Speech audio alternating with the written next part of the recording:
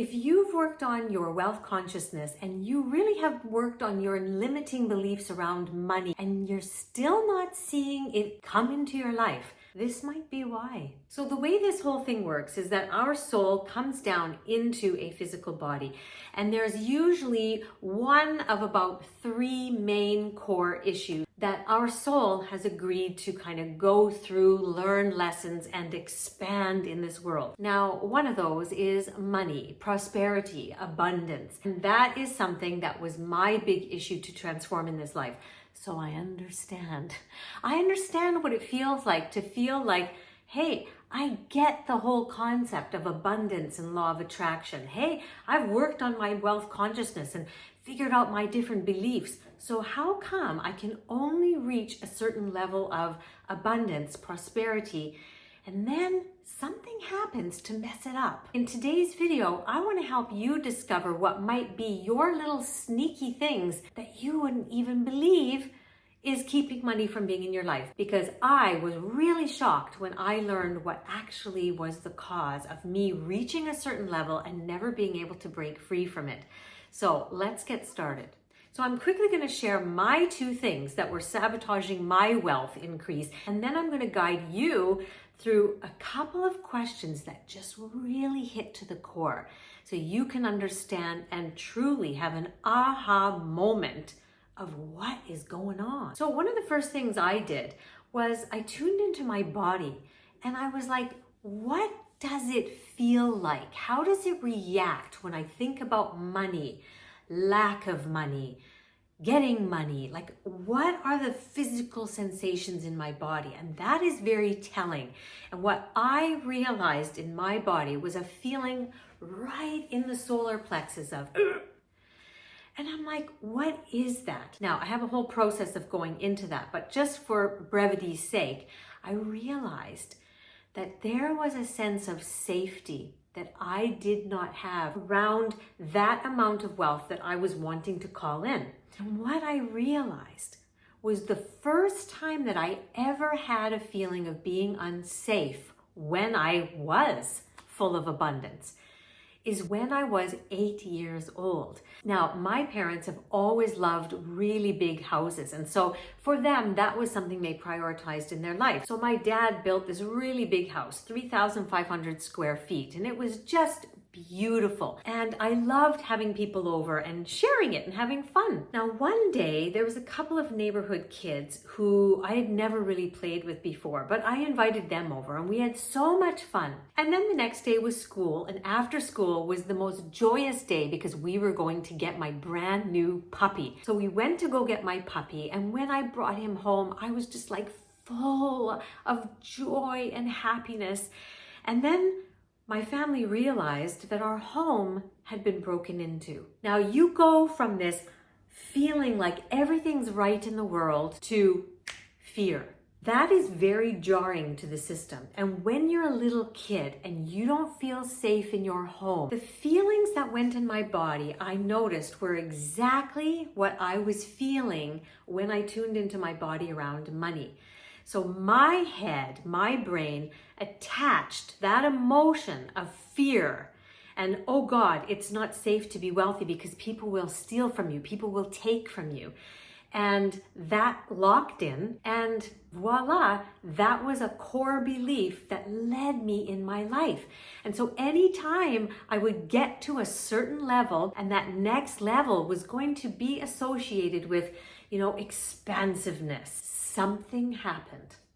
I would either lose interest in what I was doing, and so I would stop doing what I was doing, and then the money wouldn't come in. A big bill would come in, and so the money would have to go out. Certain conditions would happen with my husband's job that would just be like devastating.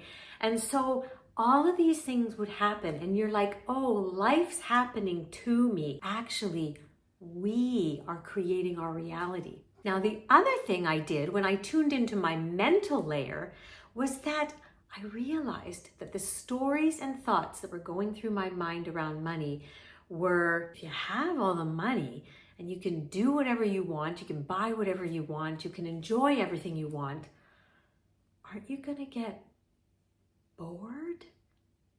Like, where's the Where's the happiness? Where's the joy going to come from? Now, that would sound ridiculous to some of you, but you have to realize that I know myself very well and I know my codes.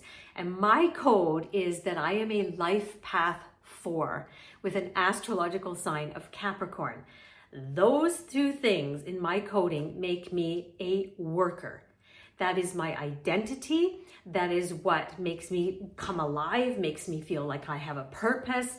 So working is something that I constantly felt, past tense, that I needed to do to feel valuable. My body only really felt safe when I was striving towards something, when I was building something. And yet that was not what my soul was wanting. My soul's top value is freedom. It's wealth. And so do you see how there was dissonance? There was my soul saying it wanted wealth. It wanted abundance of time and freedom. And literally, other part of me that was trying to keep me safe from feeling bored, from feeling disappointed, from feeling like I was going to have no purpose, was resisting it. And I'll tell you something, when you are wanting to manifest, you've heard me say this multiple times before, the body has the last say. So even though my soul is wanting something and it's like, God, I want to receive it, and I'm saying all the affirmations and I'm doing all the work, I hadn't gotten to the core root. This is why self-healing on every single layer is so key and so important. So let's dive into you.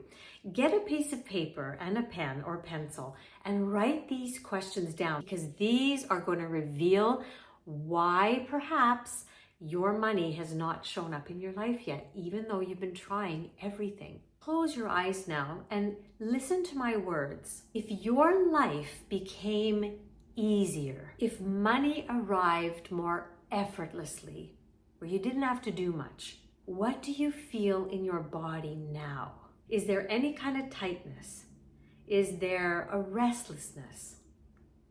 Do you have any kind of discomfort, even if it's even subtle? And then just gently ask yourself, what would I be afraid of losing if I no longer had to strive? If I no longer had to pursue? If I no longer had to build towards something? For some people, it would be, I would lose control. So a lot of people think if they didn't have to work so hard, they would lose control, because when they're striving towards something, if they're working hard, they feel like they have control of their life. So some people's answer would be, gosh, if everything came to me more easily, I would feel like I'm losing control. For others, it would be purpose, which was like me. And for some, it would be a sense of protection or safety. It sounds counterintuitive, I know, but this is not logical. This is based upon something that happened in your life in a certain circumstance around money or something similar, where it doesn't feel safe to have that. And now ask yourself this question. Close your eyes again as well. And ask yourself, what feels unsafe about having a lot of money? Or what feels unsafe about being wealthy? What feels unsafe about never having to think about money again? Again, obviously you can pause the video right here and just receive this information, because whenever you get to this safety issue, you can understand what the body has been protecting you from. It's been protecting you from something, from feeling like you have no control, from feeling like you have no purpose, like me, from feeling literally physically unsafe. At one point, I even asked a friend who was extremely wealthy and lived in a certain part of London, and I would ask her, so when you get out of your car, do you not feel unsafe when you're carrying your handbag? And she's like, no. And I was like, but how can you not? And she was like, because I don't know, I just don't. You see the difference between she and I? And she had the wealth and I didn't have that level of wealth. So until I was able to self-heal myself on all 4 layers, the mind, the body, the emotional, and the spiritual level, that's when things started to shift. And miracles started happening and opportunities appeared. And when those opportunities appeared, some magical, miraculous experiences occurred. Just literally comes down to self-healing, not just writing or repeating a bunch of affirmations or trying to force our mind to believe in wealth and abundance. Believe me, I tried that. And I'm not saying that affirmations are not useful. Hey, I use them. And yet, they're like the cherry on the top. It's the other stuff that really creates the transformation that actually allows the affirmations to work.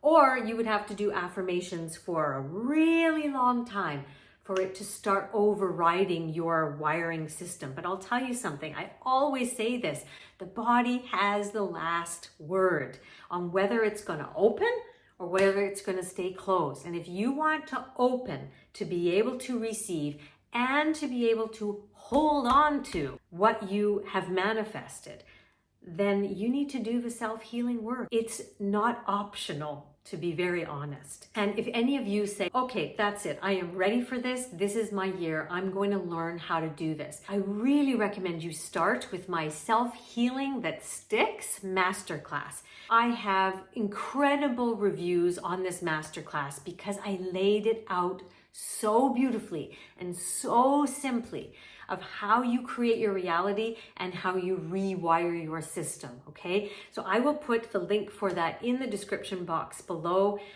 Use the #1 energy of 2026, new beginnings, transformation, profound shifts, and you getting to decide what you want the next 9 years of your life to be. The energies are here this year to support you. Don't let this opportunity pass you by. On that note, go out and make this week an elegant week, and I will see you next time.